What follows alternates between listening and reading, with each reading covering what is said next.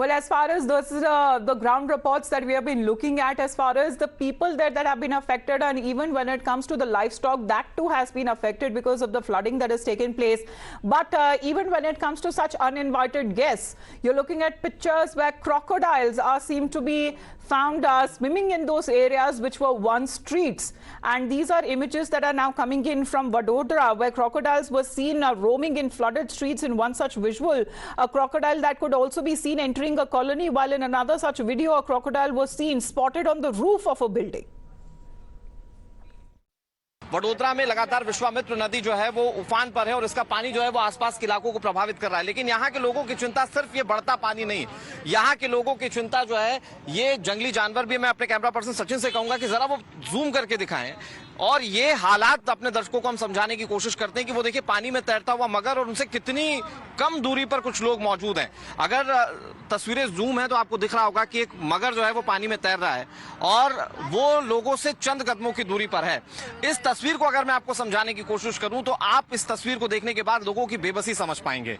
विश्वामित्र नदी के किनारे बसे हुए लोग जिनका ये कच्चा मकान है, उनके पास रहने के लिए कोई दूसरा आसरा नहीं है और उनकी मजबूरी यह है कि वो इस खतरे के बीच जीने के लिए मजबूर हैं। अब आप सोचिए कि उस मगर और वो लोग जो गली के अंदर मौजूद है, सचिन जरा वो गली के अंदर के लोगों की तस्वीरें दिखाइए, तो वो लोग जो गली के अंदर मौजूद है और वो मगर, इनका फासला आप देख लीजिए। और यहाँ पर लोग जो है वो लगातार लोग आगाह करने की कोशिश कर रहे हैं कि लोग पीछे की तरफ चले जाएं, लेकिन ये खतरा लगातार बरकरार है। तकरीबन 400 से 500 मगरमच्छों का खतरा यहाँ पर होता है और ये देखिए ये खतरा कैसे तैर रहा है। एक बार जरा फुल फ्रेम में एक बार तस्वीरें दिखा दीजिए सचिन, तो ये पता चल पाएगा कि कितनी बड़ी संख्या में आबादी यहाँ पर रहती है और ये कितना बड़ा खतरा उनके ऊपर है। मैं ये तस्वीर आपको दिखाने की कोशिश कर रहा हूँ जिसमें आप ये देख पा रहे होंगे कि कितने बड़े खतरे के साथ यहाँ पर अभी भी कुछ लोग जो है वो फंसे हुए हैं। लोगों को कोशिश की जा रही है। जरा सचिन ये तस्वीरें दिखाइए, देखिए इसी तरीके से पानी में मगरमच्छ जो है वो तैर रहे हैं और कई बड़े मगरमच्छ। मैं एक बार फिर से आपको वो संख्या बताऊं, मगरमच्छों की संख्या यहाँ पर बताया जाता है कि 300 से 400 की है। जामनगर में आफत के बाद जिस तरीके की परिस्थिति खड़ी हुई है, आसमानी आफत तो बरस रही है, लेकिन अब लोगों को मेडिकल इमरजेंसी में कहीं ना कहीं कोई सुविधा नहीं मिल रही है, जिसके चलते अब भारतीय सेना, आप यहाँ पर देख सकते हैं कि किस तरीके से घुटनों के ऊपर तक के पानी में अब लोगों को रेस्क्यू करने के लिए ट्रक का इस्तेमाल तक कर रही है। आर्मी ट्रक लेकर जो है वो हर जगह पहुंच रही है और लोगों को रेस्क्यू कर रही है। इस वक्त ट्रक के अंदर एक प्रेग्नेंट लेडी को रेस्क्यू किया गया है, जिन्हें अस्पताल में पहुंचाना जरूरी है। आप देख सकते कि बारिश कितनी तेज है और पानी भी जो है जितना आगे जा रहे उतना गहरा होता जा रहा है, लेकिन कहीं ना कहीं अब इस आफत में भारतीय सेना देवदूत बनती नजर आ रही है।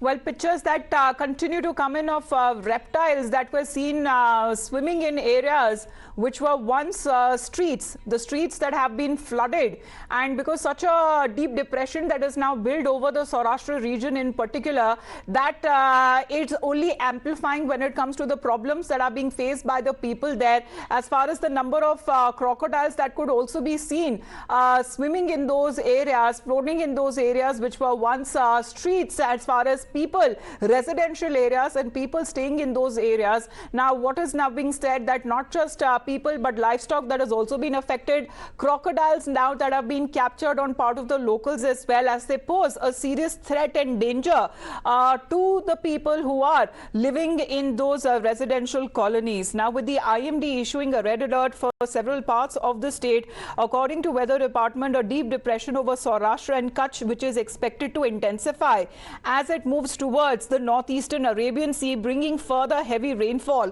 across the region. Rescue operations meanwhile has also been taking place on the ground. We'll get you more stories coming in as far as the state that has been flooded because of intense rains, and that is the state of Gujarat. Back after a short break. I am the future that was born 100 years ago. I am the purpose that emerged with India's independence, to be a force for business that makes doing good our business, towards an independence where knowledge sets us free, to think big and achieve bigger, towards a future made perfect and be a force creating abundance. Because independence is not a moment in history, it's a never-ending path to prosperity. Aditya Birla Group, a force for good.